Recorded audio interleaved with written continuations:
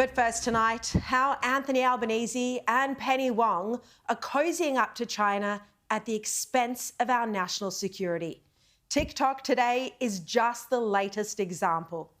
The Prime Minister appears unconcerned about TikTok's security threats, despite the fact both Democrats and Republicans are cracking down on the Chinese-owned app in the United States. The House voted overwhelmingly to pass a law that would ban TikTok from operating in the US or force a sale. Now, TikTok has been criticised for how its algorithm selects content for viewers. It steers dangerous content to young people. It's also taken a very aggressive pro-Hamas position on Israel's war on terror. And given TikTok is owned by a Chinese parent company, and this is by far the most popular app with young people globally, this is giving a foreign power unprecedented control to influence public opinion and interfere with social cohesion. There are also concerns around the personal user data that China can collect from TikTok users. Well, Republican Congressman Mike Gallagher, who we've had on this show many times before, he says it's too dangerous for TikTok to continue to operate in the US. It isn't just a way for ByteDance to make money. It's a means of influencing foreign societies. Xi Jinping has specifically talked about the power of short-form videos to propagate pro-CCP narratives and influence foreign societies. That is the heart of the concern. There's a separate concern about the app's ability to track your location, spy on you, but really I think the core concern is the opacity around the algorithm and the way in which it can manipulate certain information. The Director of National Intelligence in the United States, Avril Haines, said today that she can't rule out the possibility that China will use TikTok to influence the 2024 elections.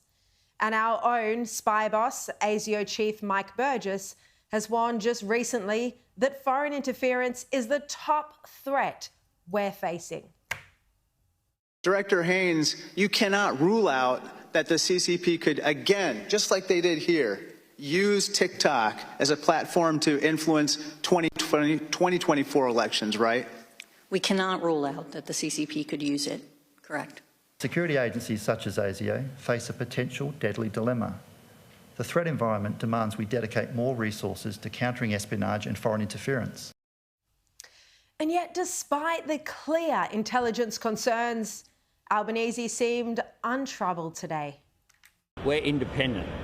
We don't follow other countries. What we do is we make decisions based on our security assessments. Our security assessments means that on phones that have sensitive material, such as government's phones, we do not have TikTok. But Peter Dutton and Shadow Home Affairs Minister James Paterson argued today that we do need equivalent legislation to the United States. So for the same reason that the House of Representatives has now taken action, the Australian government must take action. This has been clear for some time now, but there should be no further excuses for the inaction of the Albanese government. They should have already sent drafting instructions to the Department of Home Affairs to get them to prepare equivalent legislation for Australia. I think the Prime Minister, particularly at a time like this, doesn't need to be weak. He needs to be strong and to show the leadership that's required to keep Australian kids safe online.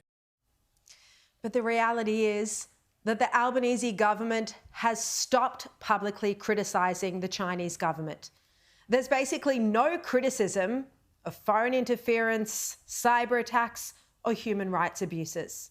It's been around 18 months since Penny Wong uttered a word about human rights abuses in Xinjiang, where Muslim Uyghurs are in concentration camps. Yet she happily criticises Israel every single day simply for defending itself from terrorists. The ASIO boss is the only official who's dared to speak publicly about Chinese aggression. This approach is winning us brownie points in Beijing, and China is now lifting wine tariffs, and its Foreign Minister Wang Yi is meeting with Penny Wong next week. But James Paterson told me today that our silence is the main price we've paid for these concessions. but it could be even worse than that. You'll recall that China issued a list of 14 demands to Australia when Scott Morrison was in power. One of them was to shut down the think tank ASPI. That's the Australian Strategic Policy Institute. It receives funding from the US. Well, guess what the Albanese government has done? It's announced a review of ASPI, and it's being conducted by Peter Varghese, who says it's not in our interest to thwart China's rise. So it looks like Albo and co could just cave into one of China's demands. This is all extremely worrying. It's one thing to resume normal diplomatic relations with China, but it's entirely another to be silent in the face of aggression and to ignore clear security concerns as expressed by Five Eyes intelligence chiefs just to appease Beijing. What we are seeing is that Anthony Albanese and Penny Wong are putting the China relationship above national security. Now, Labor insider Cameron Milner, who'll be on my show in a moment tonight, he says there's a pattern of capitulation to China from the Albanese government that should be deeply worrying. He says in a piece titled "ALP is China's Lapdog" that China will see a prime minister grinning to gratuitous compliments while avoiding raising matters of genuine national interest.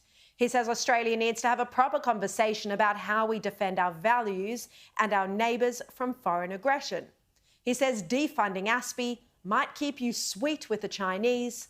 It doesn't help our national interest. And as for Penny Wong, well, Cameron Milner says that it's beyond ironic that Wong fights to re-establish funding to UNWRA, which employed terrorist killers and supplied free electricity to their communications centre. At the same time, she wants to cut funding to ASPI. Well, between Wong and Albanese, this is the worst foreign policy duo we've had in office in recent political history. Our country is in a more fractious state than before they took charge. Social cohesion is breaking down. Racism is rampant. Jewish women feel unsafe, and foreign interference is rampant.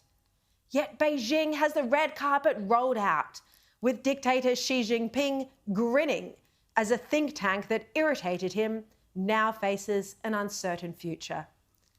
There's little more important than our safety, security, and sovereignty. And yet these Labor lefties, for all their arrogance, are foreign policy duds, and they're risking it all.